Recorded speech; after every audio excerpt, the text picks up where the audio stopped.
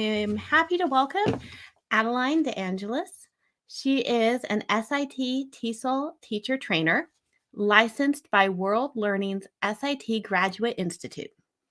She is the academic director of English programs at EIL Ecuador, where she directs the Ecuador Habla Inglés program and leads professional development courses for public school English teachers, She has her MEd in Foreign Language Education from Temple University and is currently a student in SIT Graduate Institute's first doctoral cohort in global education. Originally from the northeast of the United States, Adeline has been teaching and living in Quito, Ecuador since 2013. Thank you so much for being here, for sharing your expertise with us today. Thank you so much, Rachel. Thank you for that introduction. And thank you, Nancy, for leading us in those movements. I think we all feel a little bit more relaxed and a little bit more awake at the same time. And I'm so pleased to be here this afternoon with all of you. My apologies if I look a little dark.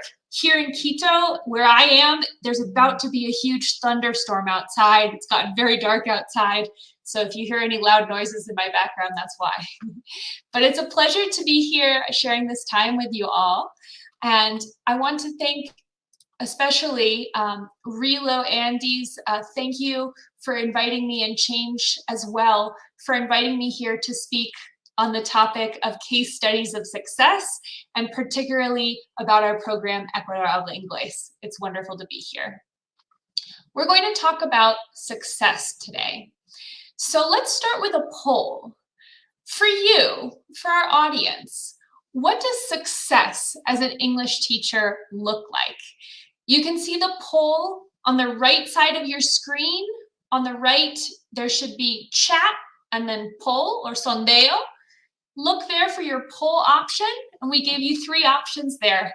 Let us know which one resonates with you. We'd like to know what success looks like for you as an English teacher.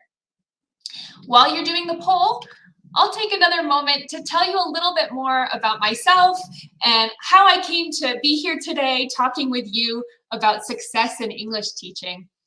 As Rachel said, I'm from the US and I've been living and working in Ecuador since 2013. And about 3 years ago, I had the chance to start on this amazing journey working with English language teachers from public schools all around Ecuador. We started out in these courses, the SIT Best Practices in TESOL course. Thanks to the support of the US Embassy in Quito, we were able to offer these courses to public school teachers all around the country who came to Quito. And then my colleague and I would go and visit their schools and work with their colleagues. It was a really amazing experience that we've now continued since the pandemic online. And in the last year and a half, we also had the opportunity to build on that work and expand that work, creating a new, bigger program focused on language learning.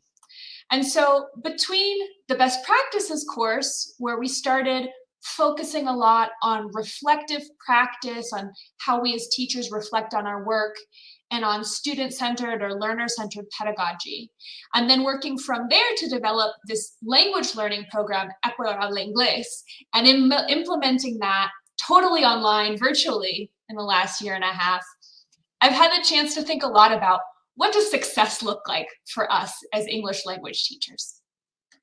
So that's what we'll be talking about today. But first, let's hear from you. What does success look like for you? So in the poll, we gave you 3 options. Does success look like covering the established curriculum? Does it look like getting students to achieve a specific linguistic competency level? Or does it look like supporting students' linguistic, social, and academic capabilities and well-being? And this is interesting. It looks like you said 93% of you said C, supporting students' linguistic, social, and academic capabilities and well-being.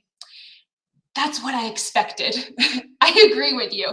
I think that's what it looks like for me as well. And I think that fits with this trend that we've been seeing in our field and in the field of language learning, that and this started before the pandemic, but I think it's become stronger with the pandemic, that while we know linguistic competency is important, of course it's important for us, for our students, to have the skills to speak English. But as Glenn S. Levine wrote in the Modern Language Journal just before the pandemic in January 2020, he said that while linguistic competency is a big part of what we do, his words are, if that is all there is, then language teaching is surely falling far short of its potential. And I think we're all feeling that right now, that there's this need to look to a broader potential, including and beyond linguistic competency. We have this feeling of an expanding concept of success in English language teaching. And we're starting to think of success as going beyond just a language skill. We have these other visions of success. Some of those perspectives include a human ecological perspective, where we want to situate learning and teaching in its social and political and cultural context. We have the perspective of capabilities, where we want to be fostering our students' ability to do the things they need and want to be able to do to lead a life that's meaningful and worthwhile for them as they see it. And this idea of well-being, that it's not only about our students' academic needs, but also about their social and emotional needs.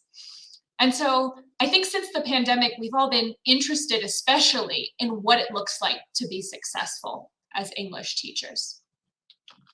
And I've also been noticing in a broader world, in the media, in sort of pop psychology, this idea that as humans, as professionals, as learners, we should take some time to recognize our own success.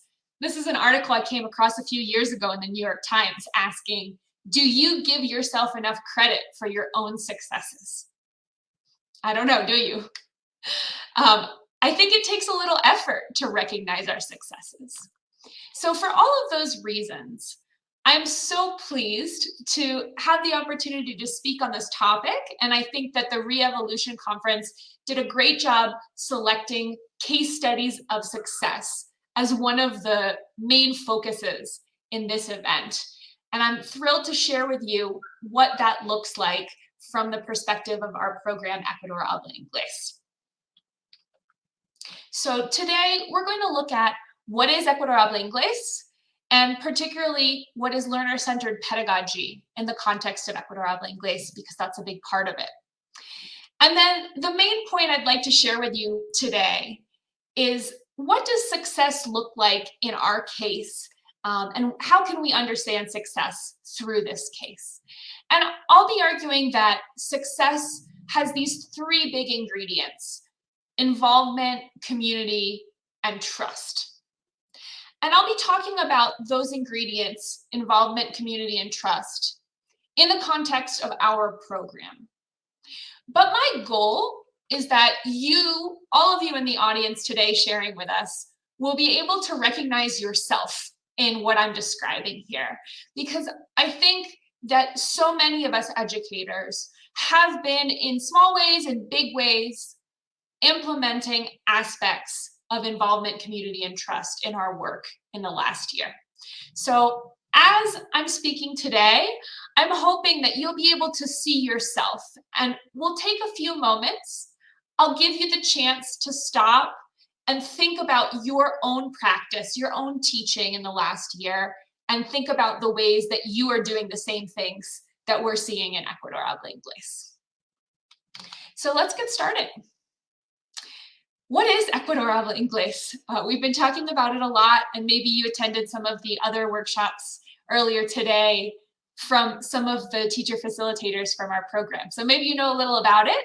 And I also saw we've got a lot of participants from the program and teacher facilitators from the program with us today. Thank you for joining us. But for those who are not part of the program or haven't heard about it, I want to give a little context. This program originated in the context of a situation in Ecuador in public school English education, where in Ecuador we have a requirement, there's a legal requirement for English teachers to present a B2 level of English proficiency according to the Common European Framework of Reference, a high intermediate level. That's the official requirement. However, in practice, only about 15% of the teachers in the country have been able to present that certification of their B2 level. And that can be a real problem for both teachers and for the educational system. It's so important for teachers to have the tools that they need to be able to fully carry out their work with all of the pedagogical and content area tools. And also, this is a big problem for teachers because without that B2 level, they really don't have job security. And so we, and as well as the Ministry of Education, recognize this need because it's difficult for teachers to access the kind of professional development programs that could support them in reaching this language proficiency goal. In that context, in November 2019, the Ministry of Education signed a cooperation agreement with the US Embassy in Quito. And that agreement established a framework for English language programs with the support of the US Embassy. Our program, Ecuador Habla Inglés, is the biggest initiative that's being carried out in the context of that agreement.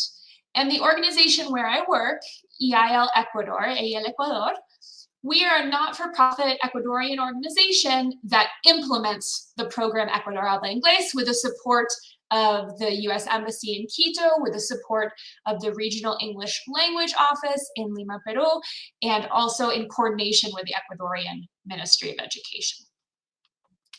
So Ecuador Habla Inglés is a language learning program for Ecuadorian public school English teachers who have not yet demonstrated that B2 or high intermediate level that they're asked to demonstrate. And in our program, we offer courses that begin at an A1 level. We have a significant number of participants who need to start there. And we offer 7 levels all the way up to the B2 level, from basic all the way to a high intermediate level, with the aim of supporting English teachers in developing their linguistic skills, their ability to communicate and to execute their work using English, and also fostering their ability to teach in a learning-centered and student-centered way with the Ecuadorian English curriculum. So the curriculum of our program is based on the Ministry of Education English curriculum and the digital text. It's very closely linked to what English teachers here are asked to teach in their professional work. And with that said, I'm going to let the teacher facilitators from our program describe a little bit more about what this looks like on a day-to-day basis. So here I'll turn it over to some of our teacher facilitators to describe the day-to-day workings of our course to you.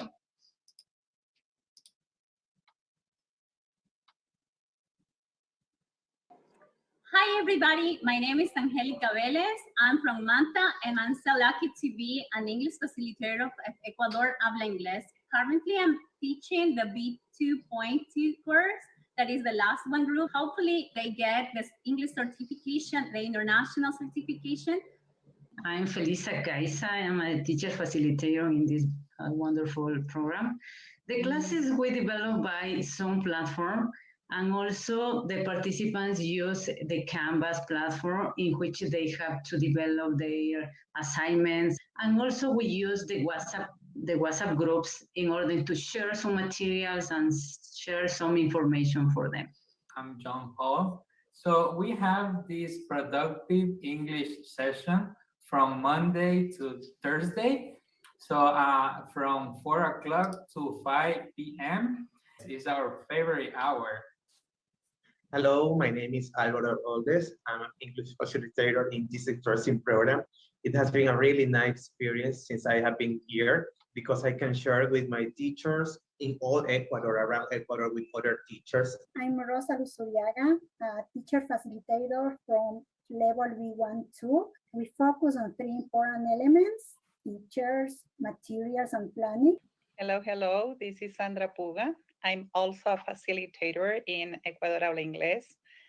Well, what makes the program special is the methodology we use to teach our students, our teachers, which make our teachers start speaking and producing since the very beginning. Teachers then reproduce the same methodology with their students in their schools. So many, hundreds and thousands of students are also benefited by this program.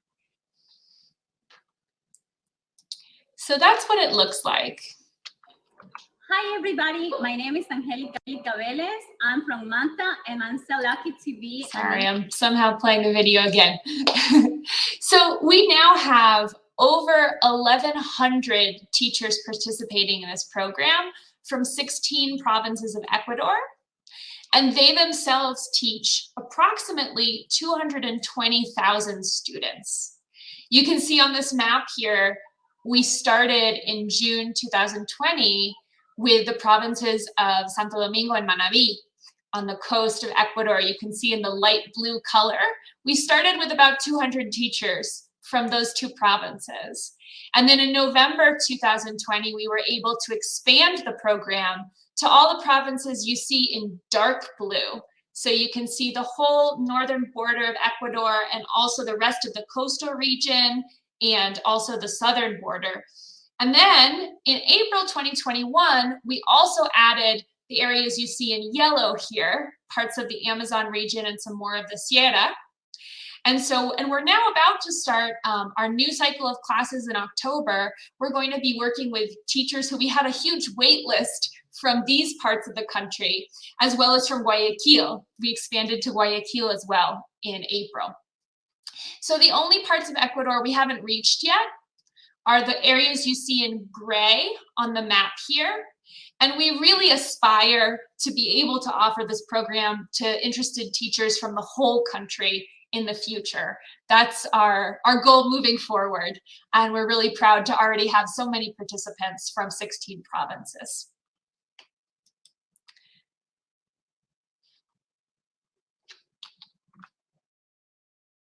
Oh, and my screen's loading because it wants to show you the interactive map. Give me a second.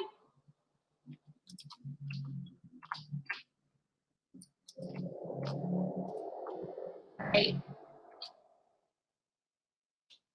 So those are the parts of the country that we've been able to reach so far. We're very proud to be in so many parts of the country already. And I'm just reloading the presentation here.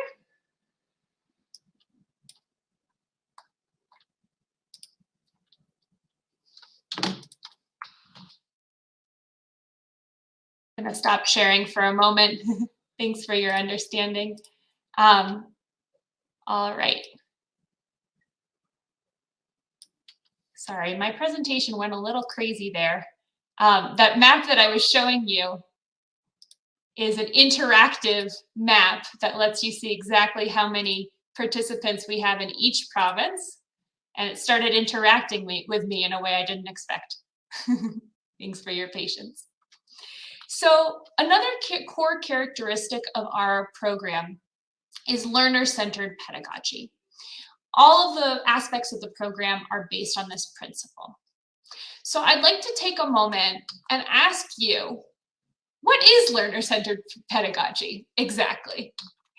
I think we hear this term a lot, but what is it? You can share your thoughts in the chat. How would you define this? And we often hear learner-centered pedagogy or student-centered teaching. Those terms are kind of similar, right? These are terms that I think we hear very, very commonly in teaching practice, in teacher education and professional development, this idea of learner-centered pedagogy. But what is it exactly? What is learner-centered pedagogy? So I'll give you a moment to note in the chat, what do you think learner-centered pedagogy involves? What does this mean for you? Take a moment to share your thoughts in the chat. I'm curious to hear. what it looks like for you to teach in a learner-centered way. And I think it's a very common term we hear, student-centered, learner-centered. It's a big part of what we do in our best practices in TESOL course. So thank you, Yoni. Yoni says when the students are the center of the learning process. Absolutely, yeah. Any other definitions of learner-centered pedagogy or student-centered teaching that come to mind? One definition that I've seen, oh, and thank you, Mariana says, it's the teacher is a facilitator with active learning and students are co-constructing. Agreed, Mariana. One possible definition that I saw, and this is from Schweitzwerth, who's done quite a lot of work on what learner-centered pedagogy looks like in different contexts. One possible definition is that it's a pedagogical approach which gives learners and demands from them a relatively high level of active control over the content and process of learning. And thank you for all your definitions here in the chat. I also see Marco says learners are the ones who work the most with the language. Yes. Mauro says students have a choice in what they do. Wonderful definitions here. Yeah. Diego says that teaching and learning is focused on students' development. And Karina, learners participate actively and are responsible of their own learning. Active learning. I see a lot of common terms here. Absolutely. We're familiar with this idea, right? This is a common idea that we've all been working on. But I think there is a bit of a problem with this. And this is a problem that Louise Starkey identified a couple years ago. She says that the term student-centered or learner-centered is currently widely used in schooling. However, it's under-theorized and ambiguous. And I think this is true as well. I really care about learner-centered or student-centered teaching, but sometimes we throw these words around and we don't always really know what we mean. What are we trying to say? What does that look like? So today, I'm not going to give any more theory about it, but I want to share with you what it looks like for us.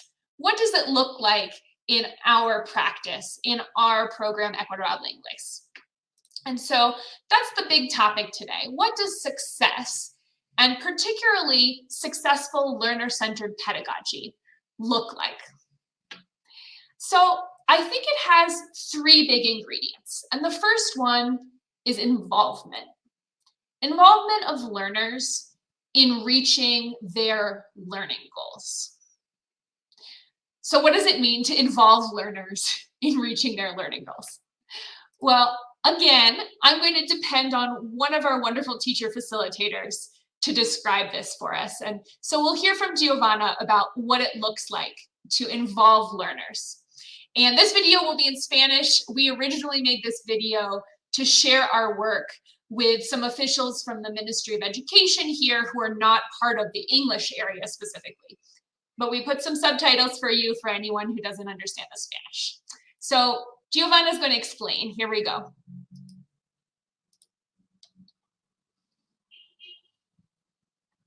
Hola a todos, mi nombre es Giovanna Rosero y formo parte del equipo de facilitadores del programa Ecuador Habla Inglés. Todas las actividades que se desarrollan en clase van encaminadas a la persecución de un objetivo, que es el de comunicarse. Estas actividades están desarrolladas de una forma paulatina, que empiezan siendo controladas y bueno, poco a poco les vamos dejando a libertad de los estudiantes, quienes se convierten en unas personas autónomas de su aprendizaje y al final logran internalizar el idioma de una forma natural. Es decir, que los estudiantes en sí son los protagonistas de su aprendizaje. Nosotros los docentes nos convertimos solamente en los guías, somos solamente las personas que monitorean el trabajo. El 90% del protagonismo lo toman los estudiantes. Es decir, es mínima nuestra participación y eso hace que el estudiante tenga más oportunidades de desarrollar el idioma, de aprender el idioma y bueno, al final terminan construyendo su aprendizaje. I think that sounds very similar to what you all described in our chat here. I really agree with the way that we're describing learner-centered pedagogy. So what we can notice is that just like Giovanna described it from her perspective as a teacher facilitator, we see the same thing in the words of our participants. So we ask our participants for anonymous feedback about their classes. And this idea of involvement comes up again and again in the way our participants describe their experience in Ecuador Habla Inglés. They tell us that they are interacting all the time in class. They are so active in class. They're always doing activities using English and interacting with their classmates. And that is helping them build their linguistic skills. That is helping them build their confidence. That is helping them be able to do what they want to be able to do with English in their profession. And this is really the core characteristic that we see from all of this feedback we get from our participants. What helps me is this practice of being able to speak and interact, the patience for teaching us at the pace of each participant.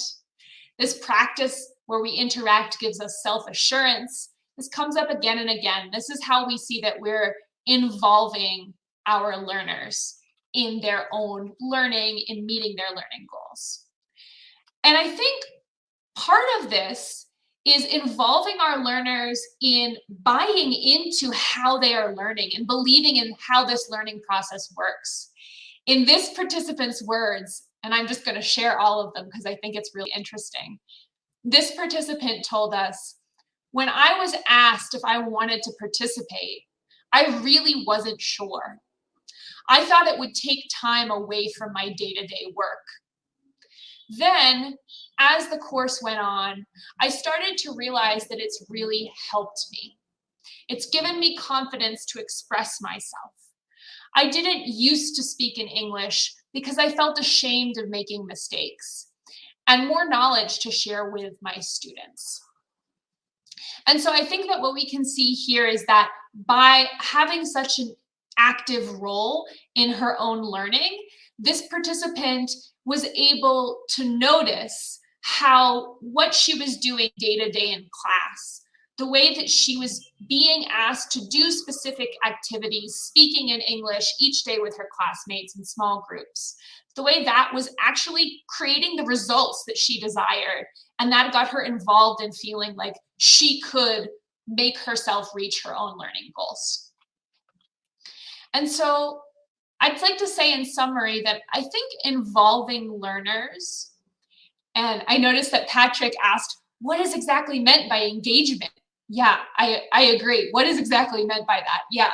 So for me, I think that involving learners means creating opportunities for them to identify their own needs and goals, opportunities for them to participate meaningfully in substantial amounts of purposeful activities. So not just, oh yeah, I'm paying attention, but I am the one who needs to do something for this activity to happen.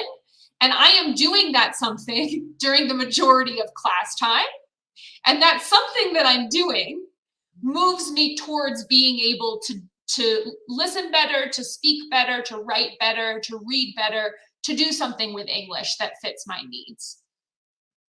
And finally, it means providing an opportunity for learners to notice how their actions, how their effort contributes to their learning. A lot of you mentioned that student-centered learning means that students need to be active and responsible for their own learning. And I think that's what we're seeing when we're trying to involve our learners in the learning process in Ecuador Habla Inglés. And I think that you've been doing this too in your work. I think we've all been working on this in the last year. So let's take a minute now This can be a writing activity. It can be private. You could use a notebook or a piece of paper and write some notes. You could share in the chat if you would like, or you could just close your eyes and visualize this. But we're going to take 1 minute now for a personal reflection. What have you been doing in the last year that helps involve your students in reaching learning goals? Let's take 1 minute for a personal reflection.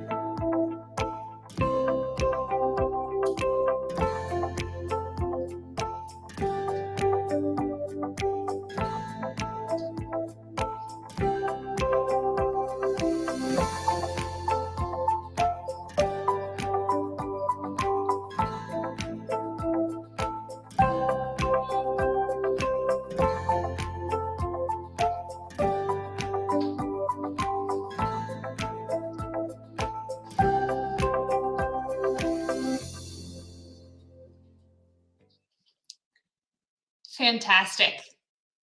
I'm sure you were able to identify something that you've done in this last year to help foster involving your students. Melissa mentions lessons have to be adaptable to the reality and the needs of the students. Yeah, I think that's a big way of involving our learners, is making sure that what we're doing fits their needs and their reality.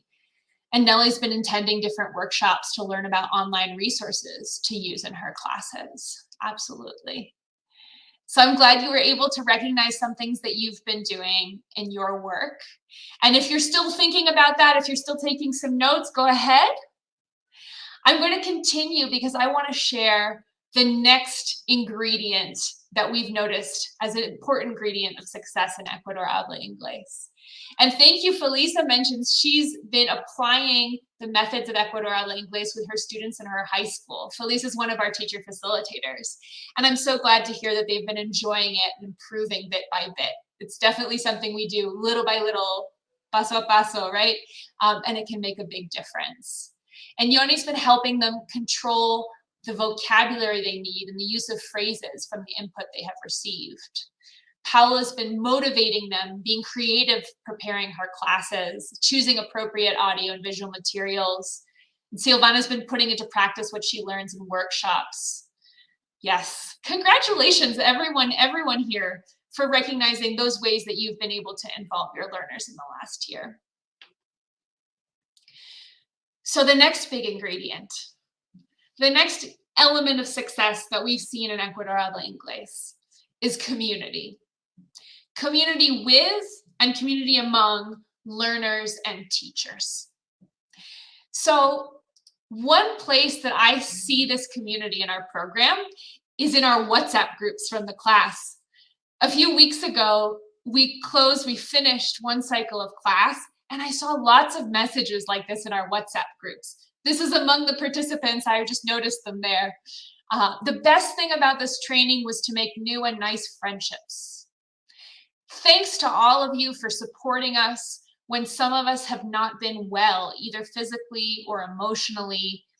We know that we are living difficult times, but with the extraordinary people like you, it's better. We've seen lots of comments like this in our group chats, and I think it shows the way that our participants, they themselves, have created this feeling of community and support through the classes. And another place I see this aspect of community is in our course completion rates. Keep in mind, our program, each level takes 20 weeks to complete. We have cycles of 20 weeks of online classes. And so our participants meet every day in synchronous classes in the afternoons after work. They're very busy professionals like yourself. A lot of you are here. You have busy lives.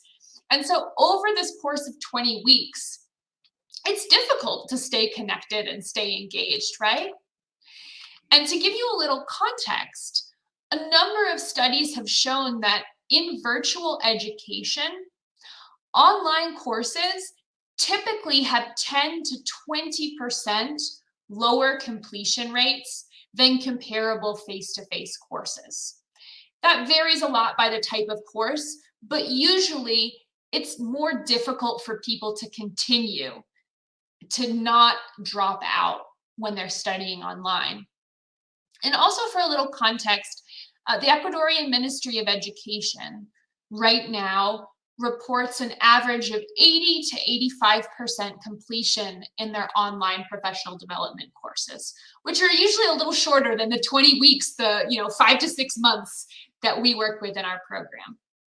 So with that context, I'm curious, what would you guess? What do you think? What percentage of Ecuador Habla Inglés participants complete each cycle of class? What percent of our participants do you think stay for the whole 20 weeks and complete their cycle of class? Given what we know about the difficulties of staying engaged when studying online and the typical completion rates that we usually see. So take a moment, make your own guess. You can tell us in the chat if you have a guess of what completion rate we see. But I'll tell you, our rate of participants finishing each cycle is almost 90%. We have 89% of our participants each cycle can continue with classes and make it through the whole 20 weeks of the program. And we're very proud of that. 89% is high for this type of program. And I think the sense of community makes that possible. And so people said 100 or 99%. Oh, I wish we had 100 or 99%. I would like to see the program that has 100 or 99% completion, but we are so proud of all of the hard work and dedication of our participants to have so many of them be able to carry through each cycle with their studies. And so many of them go on and study. We've had participants who have studied for 1.5 years with the program, which really shows their dedication and I think the community they've built. And I want to show you a little moment of what this community looks like and feels like. This is just a moment that I came across in Facebook one day. Facebook Friends with Alvaro, who posted this. He's the teacher facilitator here. And I think this is what it feels like to feel like part of a community.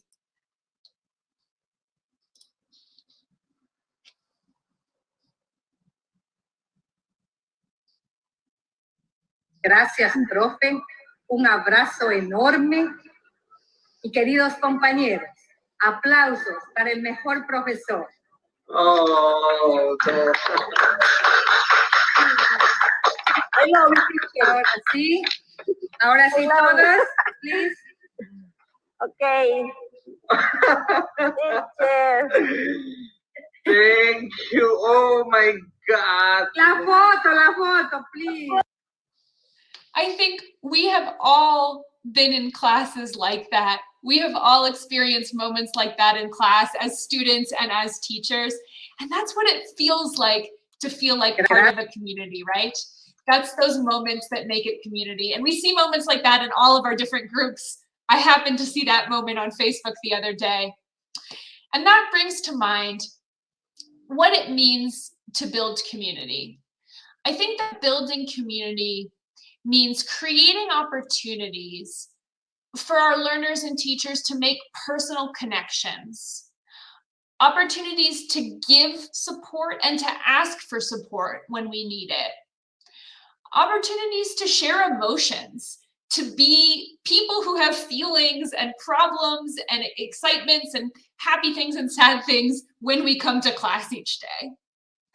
And especially, I think building community means creating the opportunity to see yourself as part of a group with common goals and needs. And I think we really saw that in that little clip. But this is what it feels like to be part of a community. So let's take another minute. And again, I want you to think about your last year and what you have been doing in your teaching in the last year that helps build community with your students and with your colleagues. So this can be a written exercise. You can write on a piece of paper. You can write in the chat if you want. It can be private, or you can just close your eyes and think back. What have you been doing to build community? We'll take a minute.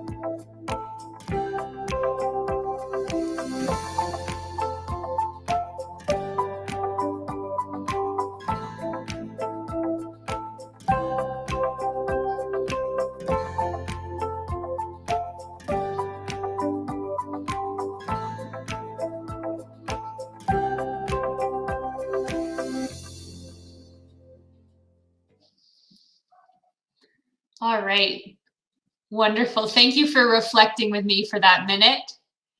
And take a look at what you wrote or what you just had in your mind, right?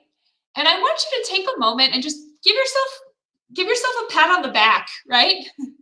This is really important to do. Congratulations on making whatever little steps, big steps that you're making to building community with your students and colleagues. And Maria del Carmen is encouraging them not to give up. Nice to see you here, Maria, one of our teacher facilitators. And Patrick says one-on-one classes and switching things up between teachers and students so everyone knows everyone. That's really significant, I think. Making those chances to get to know each other as humans is so important. Liliana is trying to be very supportive with all of them. Thank you. And Nellie's trying to be in contact with them most of the time, even late at night. Wow, thank you. Maria, giving them support and guidance. Really congratulate yourselves, everyone here, for the work that you've done and the effort you've put in to create that feeling of community. I think it's such an important part of our success as language teachers. Thank you for sharing those comments. And I see being non-judgmental. Absolutely. Having a positive attitude. Wonderful. So happy to see all of that work that you've been doing. And I'm going to tell you about one final ingredient that we've seen. And if you want to keep taking notes about your community building, please do, because I think that's important too, to recognize what you've been doing. But the last ingredient of success that I want to talk about today is trust. Trust in learners and in teachers' abilities and commitment. This is a really big part of what I see as success in our program. And I think the biggest part, the biggest way that we show that trust is the way we've designed the program so that all of the teachers who are teaching the English classes in our program, they themselves are Ecuadorian teachers. They're Ecuadorian teachers who work in the public education system here. So let me repeat that. The participants in our program, the students in our program, are Ecuadorian public school English teachers. And the teachers of our program are Ecuadorian public school English teachers. And that's because we really trust and believe in the abilities and the commitment of Ecuadorian public school English teachers to excel as speakers and as teachers of English. And these teacher facilitators that we have, they are the proof and the inspiration of what we know that teachers here can do. And they are really extraordinary humans. They're wonderful people. And they're also pretty normal language learners. They're learners just like all of us, right? And we're trusting them, and we know that to the extent that our program is effective, it is thanks to them and the work that they do each day with our participants. So that trust is really such a key part of our program. And all of these teacher facilitators who we work with started here in our World Learning SIT Best Practices and TESOL certificate course. Some of them came to Keynote to work with us years ago, a couple years ago. Some of them have worked with us online since the pandemic started. And they were students, they were learners in this program. They were learning with us some methods so that we could build this common way of understanding our teaching and learning process. And then from there, they were able to go on and share that with other teachers and become teacher facilitators. And I think part of that process and that trust that we have in the program, we can see in the example of these three teachers. Soledad, Alejandra, and Mike are three teachers who are participants in Ecuador Habla Inglés. They are participants who are learning to improve their English levels in our program. And having done that, the three of them are right now studying in our current online best practices in TESOL course. So they're now becoming teacher leaders through our teacher training program for what are the teachers who eventually often become teacher facilitators. So who knows, maybe someday they'll decide to be teacher facilitators in the program as well. And we have this cycle of moving from learner to teacher, because really we're all in part of the same process, and we trust, again, we trust in the abilities and the commitment of our learners. And that's something that we pass down, right? So I'd like to share with you what this looks like for one of our teacher facilitators, what this looks like for John Paul to both receive trust and then to be also trusting and passing on that trust to his colleagues and to his students. Let's hear from John Paul. My name is John Bermeo. I am a teacher facilitator in Ecuador Habla Inglés program, and also I am an English teacher in El Oro, in el Colegio de Bachillerato Carmen Mora de Encalada. Since I was immersed in this journey, the results and great benefits had impacted my students at the public high school where I work. They are attending every day. Even though not every student had a good internet connection, we always do our best to achieve the class objectives.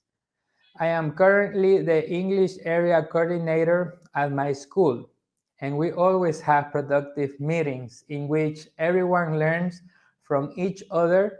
By adapting the national curriculum, English teachers found this method as accessible and fruitful to practice with students, because they are not just listeners anymore, but actors of their own education in the virtual class. Thank you very much. Thank you, John Paul. So what I notice from John Paul's words is this idea that he's trusting his students to put in the effort to show up, and they're living up to his expectation, though it's not always perfect. What is perfect? But he's putting that trust in their effort and their ability and their commitment. And he's also trusting his colleagues as the English area coordinator. He's trusting his colleagues to make decisions about how to implement these things, how to adapt the curriculum and the materials that were provided.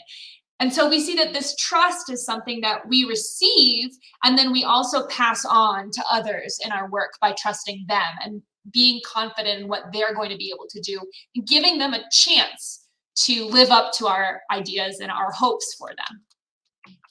And so, my name is... next slide. And so, in conclusion on this topic of trust, I would say that trusting learners and teachers means creating opportunities for them to have real responsibility, to work in an autonomous way, to be challenged, to do things that are difficult. And I think this is really important. When we challenge people, when we give them responsibility and autonomy, we're giving them the potential to fail. They might not live up to it today, but we're also giving them the potential to succeed. And we'll be there if someone fails today will be there to find support and to give them a chance to succeed tomorrow, right? But creating trust really involves that chance to do something difficult, the chance to be responsible for what you're doing, and the chance to succeed at it. And we are seeing them succeed at it so much in this program. So that's something that I am so proud of and pleased to share with you all today. So our final reflection, we're going to take one final reflection, one final minute. And I want you to think now about what you have been doing in the last year that helps demonstrate trust and helps create trust in your students and in your colleagues.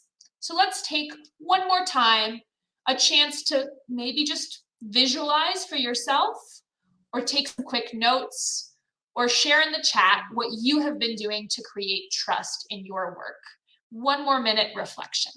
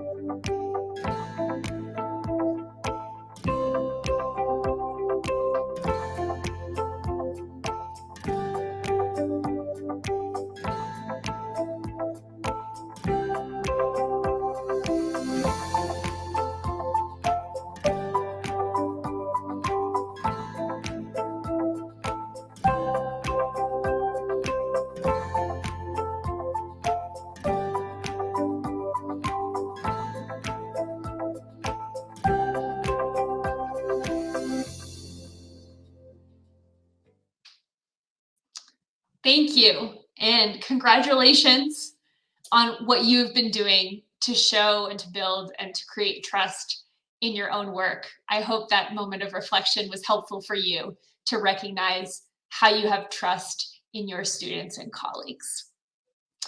And those are the three ingredients. So I want to sum it up and just emphasize that these things, involvement, community, and trust, I think that this is success. I think it's not just a vehicle for success. It's not only a tool for building language competency. I do think language competency, I do think English linguistic skills happen when we have this space of involvement, community, and trust. But I think that these things really are themselves ingredients for that involvement, community, and trust.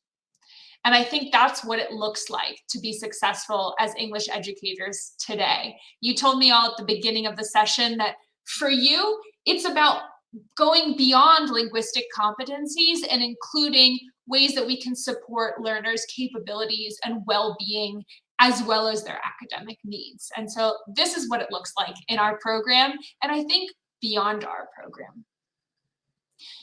And I also want to go back to the idea of learner-centered pedagogy, because I think this is also learner-centered pedagogy. Remember, we mentioned in the beginning, I brought up Louise Starkey's concern that learner-centered pedagogy is sometimes not defined. Sometimes it's a little ambiguous. Well, she went on and in her research, she looked at what are the dimensions of learner-centered pedagogy. And she identified these three dimensions: the cognitive aspect, so that's supporting learners' individual learning processes; the humanistic aspect, recognizing learners' individual human interests, goals, needs; and then the agentic aspect, right, related to agency, that learners have agency, that they have decision-making power, that they have some degree of control over their educational experience. And I think that those three dimensions of learner-centered pedagogy that Starkey identified, that really fits with our experience in Ecuador Habla Inglés, right? That cognitive aspect, that's our involving learners in their learning. The humanistic aspect is that community building. And the agentic dimension, Well, that's the trust. When we trust people, when we give them responsibility and autonomy, we're giving them that agency in their learning process. So I think it really goes hand in hand. And thank you for all your comments about trust in the chat. What lovely ways that you're fostering trust. And I'm glad that you were able to identify those. If you want to see more examples of what this can look like, please check out the other presentations from Ecuador Habla Inglés teacher facilitators. A lot of them have been part of this workshop, this event, part of this conference. If you look on the left side of your screen, at the bottom, there's a button, a replay button, and you can see all of the sessions that you didn't watch the first time. Maybe you were in a different session or you had something else to do that moment.